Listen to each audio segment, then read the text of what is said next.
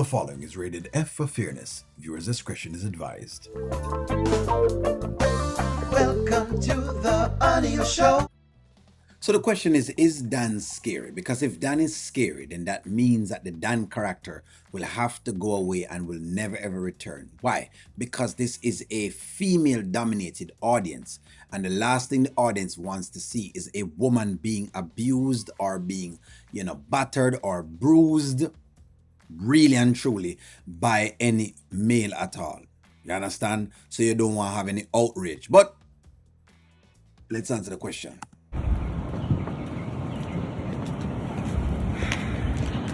Let me talk to you real quick. I really don't even know what to say at this point. I cannot have you popping up over here. I don't know how many times I've said that. I don't know what you're thinking, even coming all the way over here. Delicia's in there upset. And I do not want her calling the cops and getting you into more problems. I don't even care about Delicia right now. It's all about you. So he's madly in love. So they're playing the helpless romantic, right? When it comes to Dan. And of course, yes. In a circumstance like this, yes. Would you be calling the cops? Yes, you'd be calling the cops because the guy would need the cops called on him. Okay? He would. All right. Let me say that from my platform so you understand what's going on. It's not okay for any man to be, doing that to any woman. That's not the society that we live in.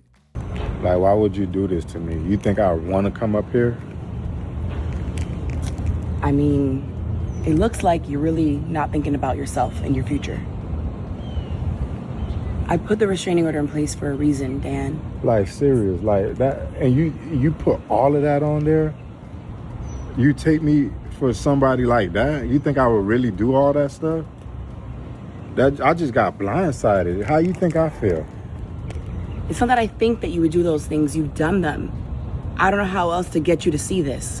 You know me. I would never do nothing like that. Everything I did for you was out of my heart. It was out of love. Dan, you're doing it right now. So she's upset with Dan as to what Dan is doing. It's a crazy thing between both of them because in one breath, right? Dan is going around and he's following her around, doing all of those weird things that people don't like. That's one. But in the second breath, she's basically scammed this man. Okay, and that was not okay when she was doing that, and that was the thing as well that we were actually saying. Now, good thing that they're not playing it that serious, but that's the dilemma that you have. Coming to see about you. Unwanted visitation? I just put a restraining order in place. Unwanted visitation, that's crazy. How you gonna say something like that to somebody you're supposed to love? Did you really love me? Did you really care for me at all? Like I care for you? Dan, I'm telling you where we're at right now. What you've done, your actions have got us here. And the fact that you don't see that is scary. So she's gaslighting him. So on top of the mere fact that she has scammed him out, right? She's now gaslighting him to let him think that, the things that he's done is what has got them there. No, what has got them there is because, you basically scammed him some money because you could have left him alone long ago and you could have not played the roles that you're playing because she did play a bunch of roles. She did ask her mom to pretend as she was sick because that's what she did. Make her mother play like she's sick, forget more money and all that kind of stuff. You did do those things. So have him invested in your life and into what you had going on. So that's why I end up here. That's what's going on. Scary. Yes, you're scaring me by coming here right now. Babe, look, the last thing I want to do is scare you. I'm sorry. I know I love hard, but everything I do is with passion. I would never do nothing to harm you. I promise you. I would never want you to be scared of me. That line, they put it in there because they realize that there's a lot of women out in the audience who have started to take it way too seriously and them have to bring it back. Hey, it's really still a comedy. That's why they put these lines in there. They put these lines in there because they know how a lot of the women at the audience are. Them would see it and them get triggered when they see a Dan, right? Rather than just watching to understand that it really still is a comedy show and they have farcical moments in there. Yes, in real life, if there was a Dan, you'd have called the cops, they would have carted him off, and he would not be here talking to Lauren. He wouldn't be holding her hand, he wouldn't be doing any of the things that he's doing right now. They would have already called the cops upon him, and he would have already been behind bars in real life. But this is a show, and it is farcical. And they've now had the Dan character to a point where basically people is starting to like the idea of him popping up every 2 seconds. You understand? People love when him just pop up. That's it. You just threatened Wayne and told him that it could get dangerous. And by threatening Wayne, you're threatening my opportunity.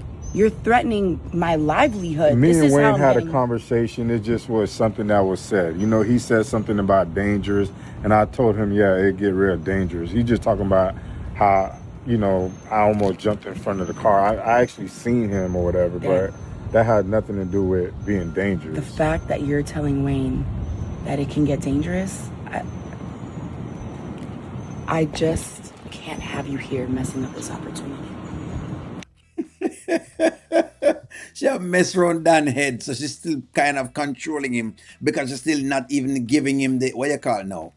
She's not even giving the benefit of the doubt that yes, that it wasn't very, very dangerous. You know what I mean? For whatever you said, you know, because it wasn't dangerous. They were talking about something different. Where he was saying, "Hey, don't just come out in the car just like that." You know what I mean? That can get very dangerous. Something could happen to you if you do that.